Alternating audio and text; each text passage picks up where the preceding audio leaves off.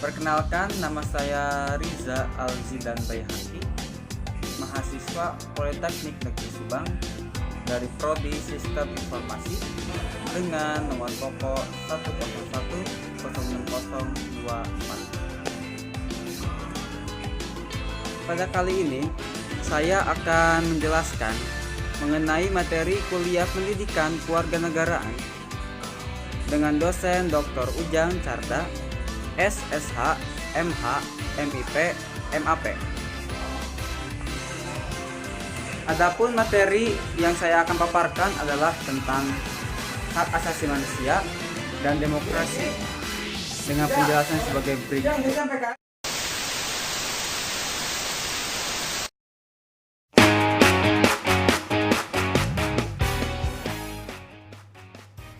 Oke, sekarang kita ada di bagian pembahasan. Langsung saja tanpa basa-basi, check it out.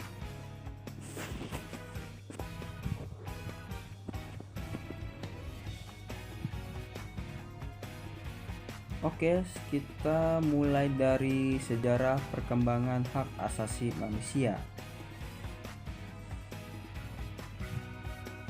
Yang pertama yaitu Magna Carta pada tahun 1215,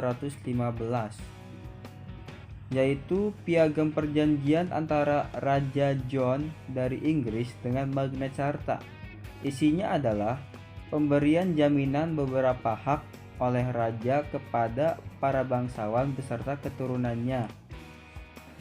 Yang kedua yaitu Revolusi Amerika pada tahun 1276, yaitu kemerdekaan rakyat Amerika Serikat melawan penjajah Inggris menjadi negara merdeka pada tanggal 4 Juli 1776. Yang ketiga, Revolusi Perancis pada tahun 1789, yaitu bentuk perlawanan rakyat Perancis kepada rajanya sendiri yang telah bertindak sewenang-wenang dan absolut. Selanjutnya kita bahas perkembangan hak asasi manusia di Indonesia. Yaitu perkembangan hak asasi manusia di Indonesia mengalami perjalanan yang panjang.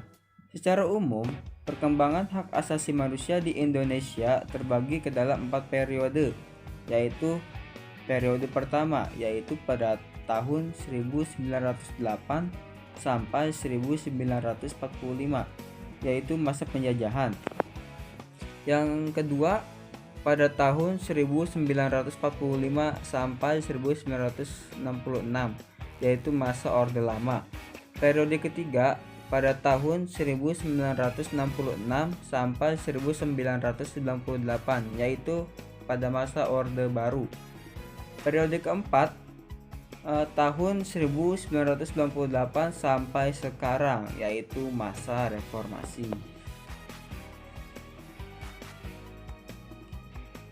Selanjutnya pengertian hak asasi manusia, yaitu sebuah konsep hukum dan normatif yang menyatakan bahwa manusia memiliki hak yang melekat pada dirinya karena ia adalah seorang manusia. Hak asasi manusia berlaku dimanapun, kapanpun, dan kepada siapapun, sehingga sifatnya disebut universal. Pada prinsipnya, hak asasi manusia tidak dapat dicabut. Yang selanjutnya adalah macam-macam hak asasi manusia. Pertama, hak asasi pribadi atau personal rights. Yang kedua, hak asasi politik atau political rights. Yang ketiga, hak asasi hukum atau legal equality rights. Yang keempat, hak asasi ekonomi atau property rights. Yang kelima, hak asasi peradilan atau procedural rights. Yang keenam, hak asasi sosial budaya atau social culture rights. Selanjutnya kita membahas pemahaman hak dan kewajiban asasi manusia dalam Pancasila. Langsung saja, yang pertama adalah hak beragama. Hak untuk memeluk agama, melaksanakan ibadah, kewajiban menghormati perbedaan agama. Yang kedua, hak setiap warga negara pada kedudukan yang sama dalam hukum, serta kewajiban dan hak-hak yang sama untuk mendapat jaminan perlindungan hukum. Yang ketiga, hak mendapat persatuan, yaitu kewajiban untuk gotong royong, saling membantu, saling menghormati, dan rela berkorban. Yang keempat adalah hak berpendapat, yaitu hak berpendapat yang tanpa tekanan atau intervensi. Yang kelima adalah hak untuk memperoleh keadilan, yaitu hak untuk diakui hak perseorangannya dan dilindungi pemanfaatannya oleh negara. Selanjutnya, perkembangan demokrasi di Indonesia. Yang pertama, demokrasi pada revolusi kemerdekaan pada tahun 1945 sampai 1950. Yang kedua, era demokrasi parlementer pada tahun 1950 sampai 1959. Yang ketiga yaitu era demokrasi terpimpin, yaitu pada tahun 1959 sampai 1965. Yang keempat adalah era demokrasi pada masa Orde Baru. Yang terakhir adalah demokrasi pada masa reformasi, yaitu pada tahun 1998 sampai sekarang. Selanjutnya, demokrasi Pancasila. Istilah demokrasi berasal dari bahasa Yunani kuno yang diutarakan di Athena kuno pada abad ke-5 sebelum Masehi. Kata demokrasi berasal dari dua kata, yaitu demos yang artinya rakyat dan kratos yang artinya pemerintahan, sehingga dapat diartikan sebagai pemerintahan rakyat atau yang lebih dikenal sebagai pemerintahan dari rakyat, oleh rakyat, dan untuk rakyat. Demokrasi Pancasila adalah suatu sistem demokrasi yang berdasarkan pada asas kekeluargaan dan gotong royong, yang bertujuan untuk kesejahteraan rakyat, memiliki kandungan berupa unsur-unsur kesadaran dalam bereligius, menjunjung tinggi kebenaran, budi pekerti luhur, dan kecintaan, berkesinambungan, dan berkepribadian Indonesia.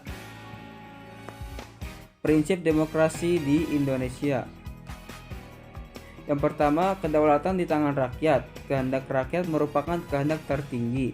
Kedua, pengakuan dan perlindungan terhadap hak asasi manusia. Yang ketiga, pemerintah berdasarkan sistem konstitusional dan hukum dasar dan tidak bersifat absolutisme atau kekuasaan yang mutlak dan tidak terbatas. Yang keempat, peradilan yang bebas dan tidak memihak.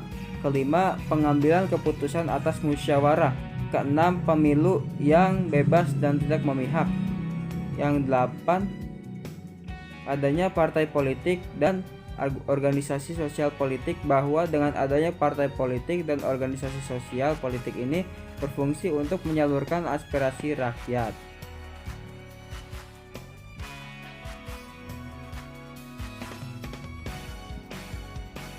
Selanjutnya, korelasi demokrasi dengan negara hukum. Hukum dan demokrasi merupakan sesuatu yang saling berkaitan. Dalam negara yang menganut sistem demokrasi, hukum dipergunakan untuk melegitimasi kekuasaan agar kekuasaan tersebut bisa diakui. Sebaliknya, hukum dipergunakan untuk mengontrol kekuasaan agar tidak bertentangan dengan demokrasi.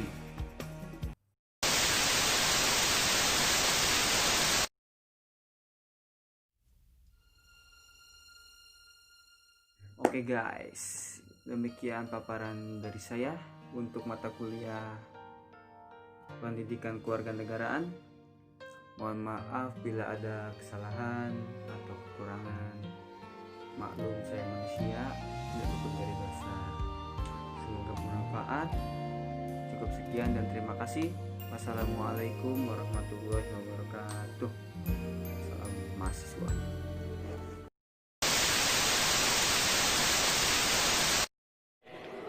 Udahlah,